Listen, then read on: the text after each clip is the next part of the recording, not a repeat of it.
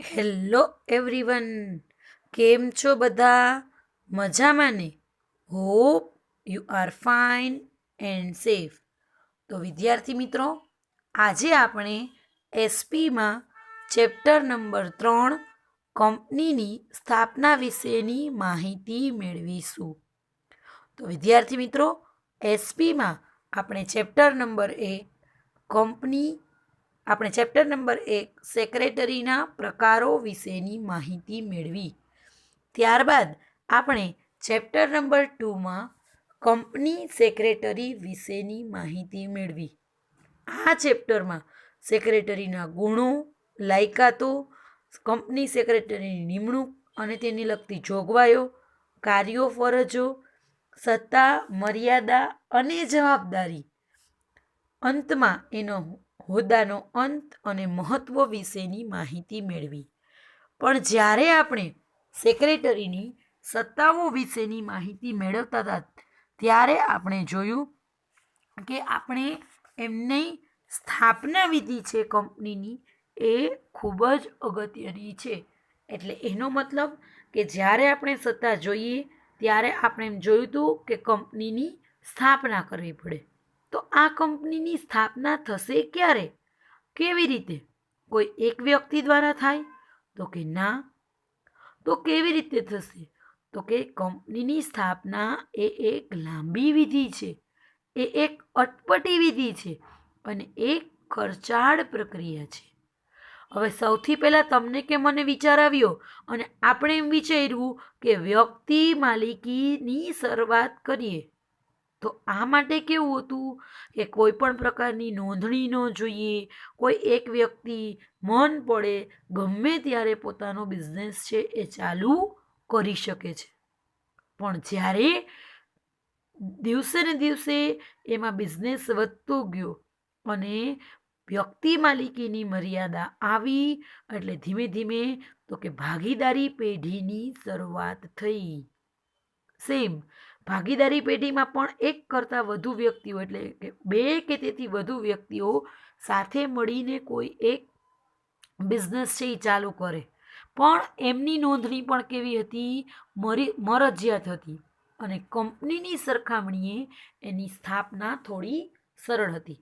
પણ વ્યક્તિની સરખામણીએ સ્થાપના થોડી અલગ.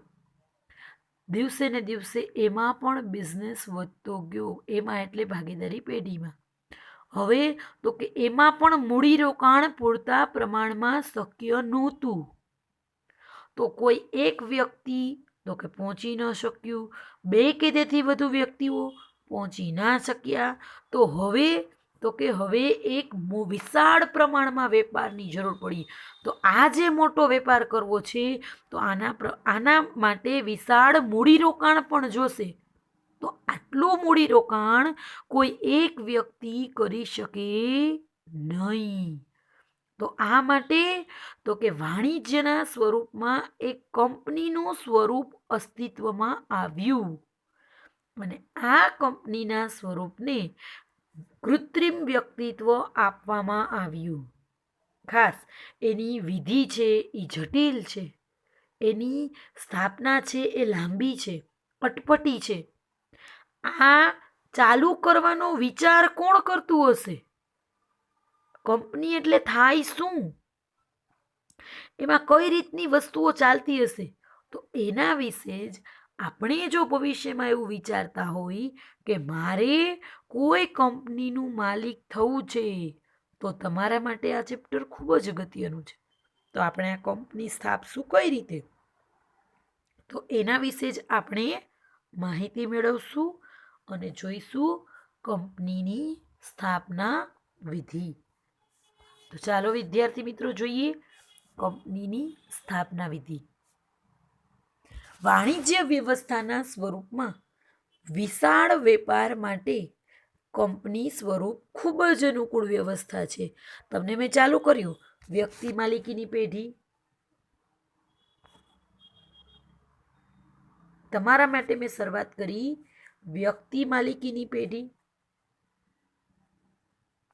ત્યારબાદ ભાગીદારી, એ પણ ન પહોંચી શકે એટલે આપણે લાસ્ટમાં લઈ આવ્યા કંપની. તો ખાસ કંપનીનું જે કંઈ પણ સ્વરૂપ છે એ ખૂબ જ અનુકૂળ વ્યવસ્થા છે. એટલે જ કંપનીને કૃત્રિમ વ્યક્તિત્વ ધરાવે છે.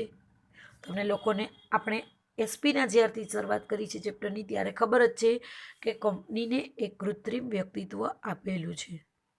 તેનું કાયદાકીય વ્યક્તિત્વ આપોઆપ અસ્તિત્વમાં આવતું નથી. અસ્તિત્વમાં આવવા માટે શું કરવું પડે? તો કે એના માટે એક વિધિ જટિલ અને લાંબી છે. વ્યક્તિ માલિકીની જો આપણે સ્થાપના કરવી હોય તો એકદમ સરળતાથી થઈ શકે, એમાં કોઈ પણ પ્રકારનો પ્રશ્ન નડે નહીં. જ્યારે ભાગીદારી પેઢીનું સ્વરૂપ તો કે વ્યક્તિ માલિકી કરતાં થોડું વિસ્તૃત છે. પણ હા, ભાગીદારીની પેઢીની નોંધણી કેવી છે? મરજિયાત. જ્યારે તેની સરખામણીમાં કંપનીની સ્થાપના વિધિ છે એ એકદમ લાંબી, અટપટી અને ખર્ચાળ છે.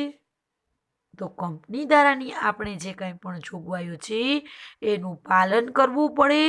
આપણા જે કંઈ પણ દસ્તાવેજો છે એની નોંધણી કરવી પડે અને જે કાનૂનની પ્રક્રિયાઓ છે એ આપણે પૂર્ણ કરશું, ત્યારબાદ જ કંપની છે એ અસ્તિત્વમાં આવશે.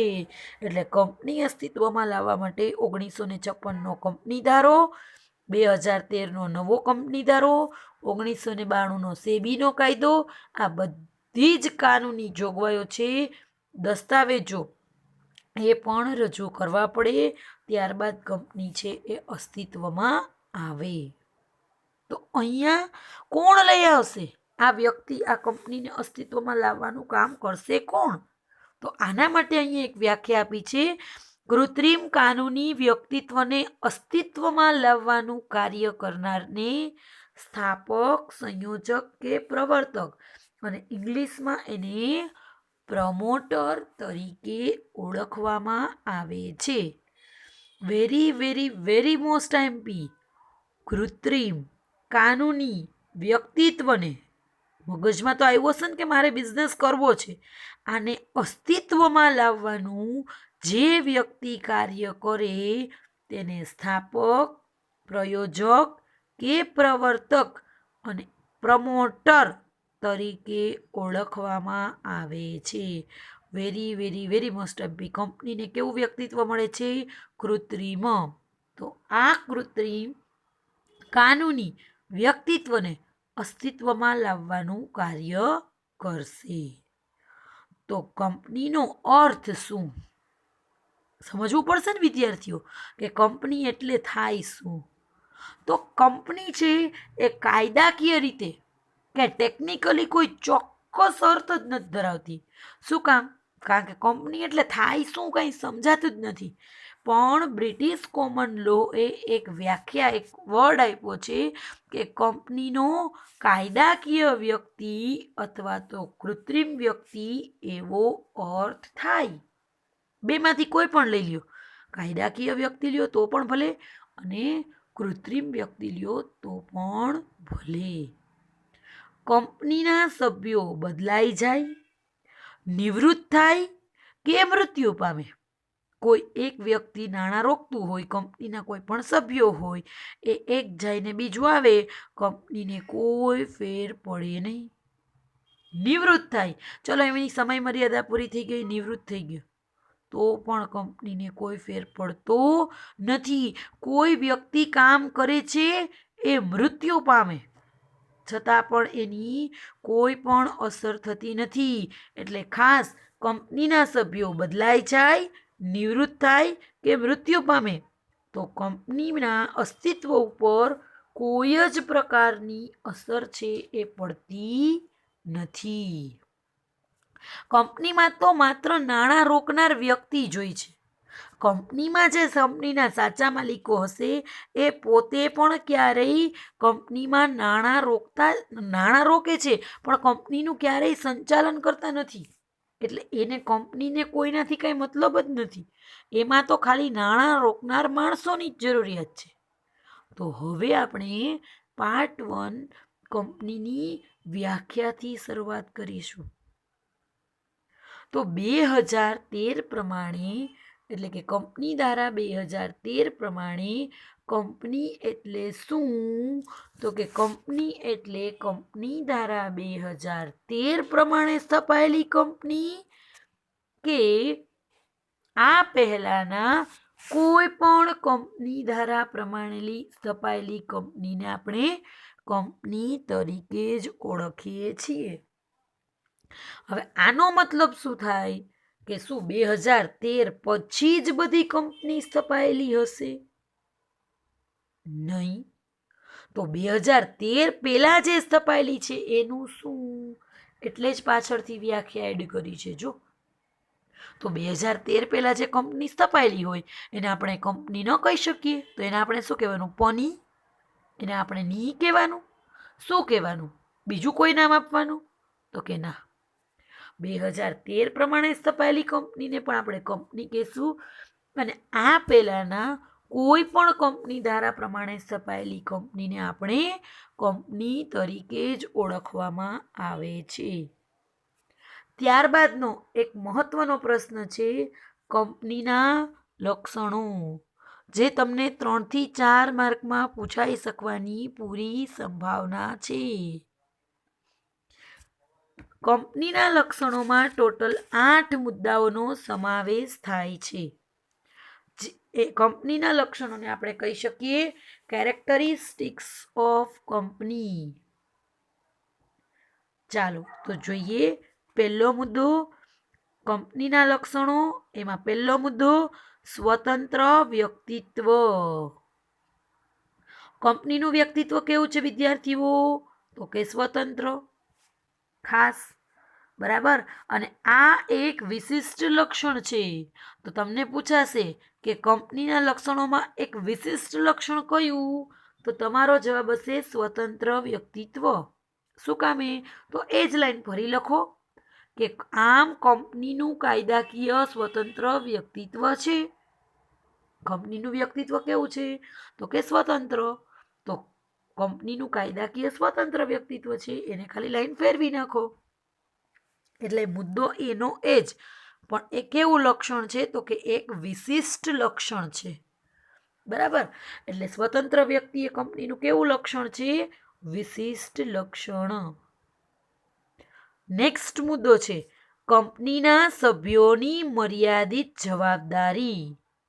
તો કંપનીના સભ્યોની જવાબદારી કેવી હોય? મર્યાદિત. તો તમારે એમાં એક લાઈન શું લખવાની છે? કેટલી મર્યાદિત? તો કે તેમણે ધારણ કરેલા શેર પૂરતી જ મર્યાદિત હોય છે. મર્યાદિત એટલે કેટલી? તો કે ભાઈ હું 10,000ના કોઈ કંપનીના શેર લઉં તો મારી જવાબદારી મેં જેટલાના શેર ખરીદ્યા છે માત્ર ને માત્ર એટલાની જ. એનાથી વધારે કંપની જો નુકસાની કરે તો હું ચૂકવવા જવાબદાર નથી. કંપની કાયદાકીય વ્યક્તિત્વ ધરાવે છે. બરાબર છે, તમને ખબર જ છે. એટલે કંપની વ્યક્તિ તરીકે સંપત્તિ અને જવાબદારીની માલિક છે. એટલે કંપની પોતાની નામે અલગ મિલકત ખરીદી શકે છે. એ નેક્સ્ટ હમણાં આપણે મુદ્દો ભણવાના જ છીએ. એટલે કંપની છે એ વ્યક્તિ તરીકે સંપત્તિ પણ ખરીદી શકે છે અને જવાબદારીની પણ માલિક છે. પરંતુ સભ્યોની જવાબદારી કેટલી?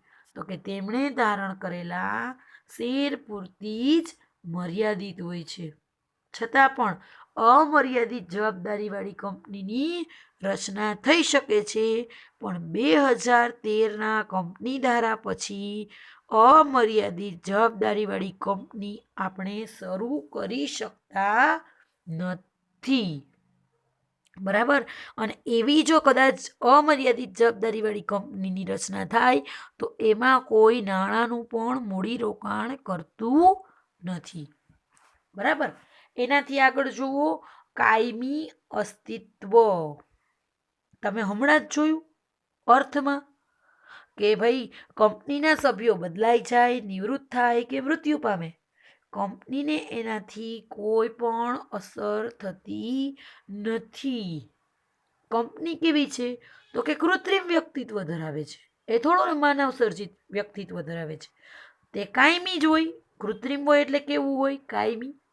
કોઈના એના સભ્યો છે એ મૃત્યુ પામે કે બીમાર થાય કે માંદગી હોય તો એના અસ્તિત્વ ઉપર કોઈ પણ પ્રકારની અસર છે એ ઊભી થતી નથી.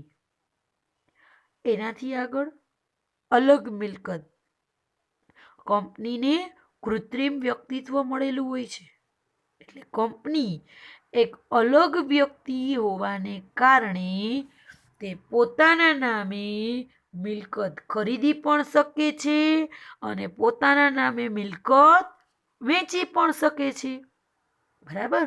કોઈ કંપની છે સારામાં સારો નફો કમાવા માંડી તો એ કંપનીના નામે આપણે કોઈ પણ બિલ્ડિંગ ખરીદી પણ શકીએ છીએ અને કોઈ પણ બિલ્ડિંગ વેચી પણ શકીએ છીએ. આના ઉપર કંપનીના શેરહોલ્ડરોનો કોઈ પણ અધિકાર નથી. એટલે કે કંપનીની મિલકત ઉપર કંપનીના શેરહોલ્ડરનો કોઈ અધિકાર નથી. હા, કંપનીના શેરહોલ્ડરો એ કંપનીના સાચા માલિકો છે પણ કંપનીની મિલકત ઉપર કોઈ પણ પ્રકારે પોતાનો હક છે એ જતો કરશે નહીં. બરાબર. હક જતાવી શકશે નહીં કે ભાઈ હું કંપનીની શેરહોલ્ડર છું કે હું કંપનીનો શેરહોલ્ડર છું. બરાબર. તો આ કંપનીને જે મિલકત છે એ કોની? તો કે મારી. તો આવો કોઈ હક છે એ જતાવી શકાશે નહીં. આ મિલકત કોની હોય છે? તો કે કંપનીની. ત્યારબાદ છે શેરોનું હસ્તાંતરણ. શેરોનું હસ્તાંતરણ એટલે શું?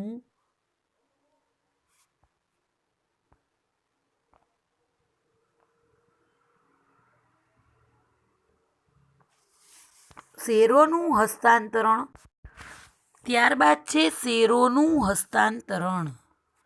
શેરોનું હસ્તાંતરણ એટલે શું? હસ્તાંતરણનો મતલબ થશે ફેરબદલી. શું થશે? ફેરબદલી. હસ્તાંતરણ એટલે હાથ બદલો કરવાથી જેનું આપણે હક બદલો કરી શકીએ એ. એનો મતલબ કે કંપનીના નિયમનપત્ર. કંપનીનો નિયમનપત્ર એટલે શું? તો કે આંતરિક વહીવટ દર્શાવતો દસ્તાવેજ છે. એમાં ખાસ જણાવ્યું હશે કે કંપનીના શેરની ફેરબદલી થઈ શકે છે. એના ઉપરથી આગળ કંપની દાવો કરી શકે છે અને કંપની ઉપર પણ દાવો થઈ શકે છે. આનો મતલબ તમે કોઈ મોબાઈલ લઈને બહાર આવો કોઈ શોપમાંથી, બરાબર, વરસાદ આવે છે અને તમારા મોબાઈલમાં પાણી પડે અને તમે કંપનીને એમ કહો કે ચલો સેમસંગનો મોબાઈલ લીધો તો કે સેમસંગનો મોબાઈલ ખરાબ. બરાબર. એટલે તમે શું કર્યું?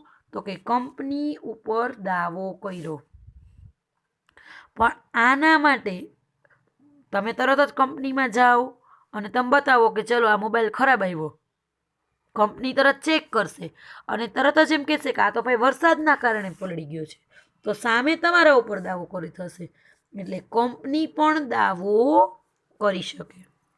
કંપની તમે જોયું તો કે કાયદાની નજરમાં એક કાયદાકીય વ્યક્તિ હોવાને કારણે તે કોઈની પણ સામે કાયદાકીય પગલાં લઈ શકે છે.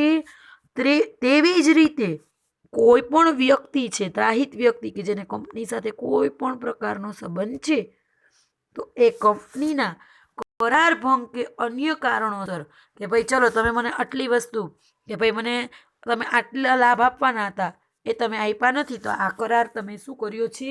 ભંગ કર્યો છે. કે અન્ય કોઈ પણ કારણ છે કે જેને કારણે આપણો કોન્ટ્રાક્ટ તૂટ્યો તો કંપની સામે તમે શું કરી શકશો? દાવો કરી શકશો. એનાથી આગળ વ્યાવસાયિક સંચાલન. અહીંયાથી તમને એક પ્રશ્ન પૂછાશે. કોર્પોરેટ ક્ષેત્ર છે એ વ્યાવસાયિક મેનેજરોને આકર્ષવાની ક્ષમતા ધરાવે છે. આનો મતલબ સમજો છો વિદ્યાર્થી મિત્રો? આપણે જે ધંધો કરીએ છીએ, આપણે જે જોબ કરીએ છીએ, આપણે આ બધી કંપનીઓમાં કામ કરીએ છીએ, આ બધું કેવું ક્ષેત્ર કહેવાય? કોર્પોરેટ ક્ષેત્ર. અહીંયા શું હોય કે વ્યાવસાયિક મેનેજરોને આકર્ષવાની ક્ષમતા, જે વ્યક્તિ સારું કામ કરશે અને કોઈ કંપનીના નજરમાં આવશે તો એ શું કરશે, ચાલ હું તને અહીંયા આટલી સેલરી છે ને, હું તને એનાથી બમણી સેલરી આપીશ, હું તને અહીંયા આ વધારે લાભ મળે છે ને એનાથી 2 લાભ વધારે આપીશ. તો આ શું થાય, કોર્પોરેટ ક્ષેત્ર છે આખું એ વ્યાવસાયિક મેનેજરોને આકર્ષવાની ક્ષમતા ધરાવે છે. અને જો વ્યાવસાયિક મેનેજરો પોતે કાર્યદક્ષ અને ગતિશીલ હોય તો એ કંપનીને ક્યાં લઈ જશે, પ્રગતિના શિખરે. એટલે ખાસ તો જ કોર્પોરેટ ક્ષેત્ર છે એ વ્યાવસાયિક મેનેજરોને શું કરતા હોય છે, આકર્ષતા હોય છે. અને લાસ્ટ મુદ્દો છે નાણાકીય વ્યવસ્થા. ભાઈ આપણે આટલો મોટો બિઝનેસ કરીએ છીએ તો પૈસા આવશે ક્યાંથી, તો કાં તો તમે શેર બહાર પાડો અને માલિકીની મૂડી એકઠી કરો, અને કાં તમે ડિબેન્ચર બહાર પાડો અને ઉછીની મૂડી એકઠી કરો. આ જ મૂડીથી ધંધાની આપણે શું કરી શકશું, શરૂઆત કરી શકશું. વિદ્યાર્થી મિત્રો, આપણે આગલો ટોપિક ચાલુ કરતા પહેલાં શેર અને ડિબેન્ચર વિશેની માહિતી મેળવીને જ આગલો ટોપિકની શરૂઆત કરીશું. તો વિદ્યાર્થી મિત્રો, આજે આપણે આટલું રાખીએ. Thank you all of you. Bye bye. Have a nice day.